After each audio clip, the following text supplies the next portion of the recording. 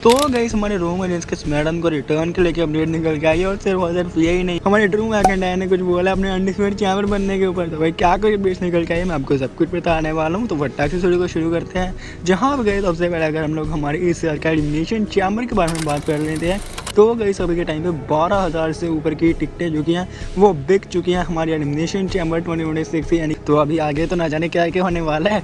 और फिर इसके अलावा अगर हम नेक्स्ट बात करें तो अभी के टाइम पे ओबा फेमी ने भाई एक पोस्ट डाली थी, उसके ऊपर लिखा था the end is also part of the journey, यानी कि भाई एंड एक नई शुरुआत की ओर हमें लेके जाती है। तो यानी भाई हमारा ओबा फेमी ने ये बात कंफर्म कर दिया कि अभी के टाइम पे मेन रोस्टर में ही जाने वाला है। लेकिन भाई ये कहाँ पे जाने वाले हैं इसके ऊपर भाई अभी बहुत सवाल उठ के आ रहे हैं, जो कि भाई इसने कल अपना जो किया था अपनी चैंपियनशिप को रिलीक्विश। तो आपको भाई क्या लगता है कहाँ पे जा सकता है वो बता देना कमेंट सेक्शन में।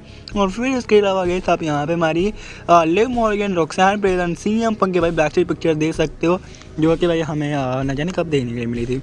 और फिर इसके अलावा अगर हम लोग हमारे ड्रू मैकिंटायर के बारे में बात कर लेते हैं, यहाँ पे ड्रू मैकिंटायर ने बोला है कि मैं अनबीटेबल फील करता हूँ, मैं अनडिफीटेड फील करता हूँ। अगर मैं इस फ्राइडे में हार गया तो मुझे भी नहीं पता है आखिर मैं हूँ कौन।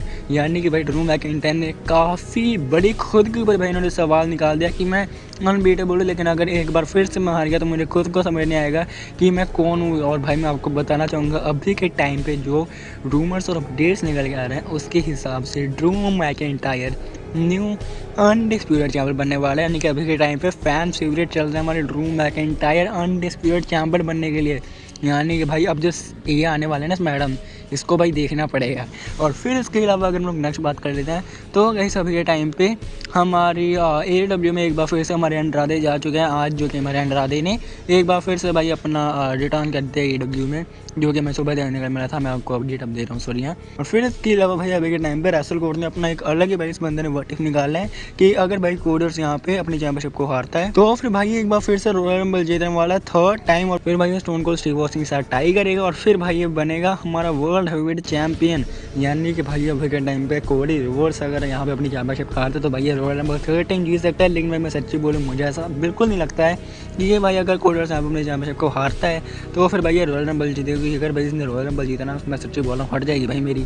और फिर इसके अलावा अगर हम नेक्स्ट बात कर लेते हैं तो गाइस आज से 2 साल पहले हमारे ड्रू मैकिंटायर और CM पंक का हमें एक कमाल का उनका पहला सेगमेंट देखने के लिए मिला था। और हाँ भाई ये रेस्ट इन हिस्ट्री था, क्योंकि भाई इनकी जो राइवलरी यहीं से कंटिन्यू हुई थी। यानी कि आज के दिन 2 साल पहले रॉ में इनकी राइवलरी शुरू हुई थी।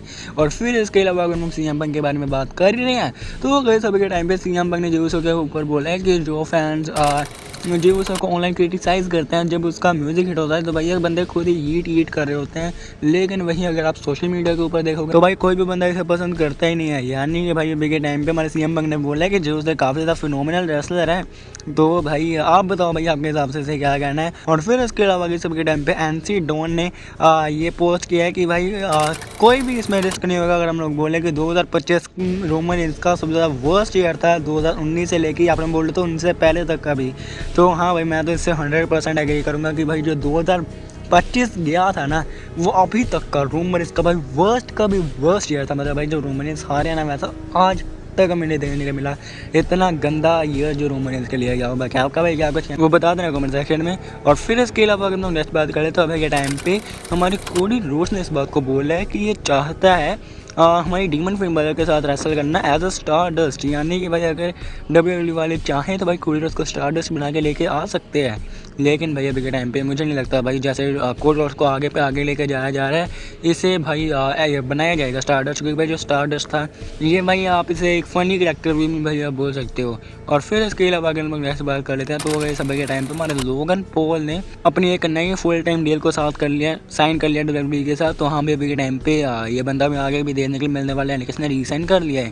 और फिर इसके अलावा अगर हम नेक्स्ट बात कर लेते हैं तो गाइस अभी के टाइम पे हमारी मामी ने भाई हम सभी को याद दिलाया है कि रियो आल्सो ऑन टॉप है। यानी कि भाई रिया हमेशा टॉप रहेंगी। रियो यानी कि रिया रिप्रेजेंट उसका सिंपली बोले तो हाँ भाई इन्होंने यही पोस्ट किया है। और फिर इसके अलावा अगर हम लास्ट में बात करें तो हमारे रोमन रेंस के बारे में तो गाइस अभी के टाइम पे ये अपडेट्स निकल के आ रही हैं कि अपकमिंग वीक्स में यानी कि जो वीक्स आने वाला है तो वहाँ पे भाई हमें हमारे रोमन रेंस देखने के लिए मिलने वाला है स्मैकडाउन में।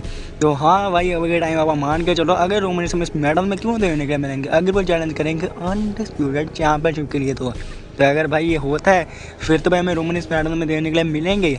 और अगर भाई हो सकता है जो अभी मैच होने वाला है रोमन का हमारे कोडी के साथ रेसलमैनिया में, उसकी शुरुआत इसी वीक हो जाए जब कोडी वर्सेस ड्रू का मैच चल रहा हो, तो भाई कुछ भी हो सकता है। मैं आपको सब कुछ बता दूंगा, ठीक है ना। जो भी अपडेट्स निकल के आएंगे आगे वो भी बता दूंगा। उसके लिए सब्सक्राइब कर लो। मिलते हैं नेक्स्ट वीडियो में, तब तक के लिए बाय बाय। लाइक और सब्सक्राइब दोनों कर दो, ठीक है ना। Bye bye.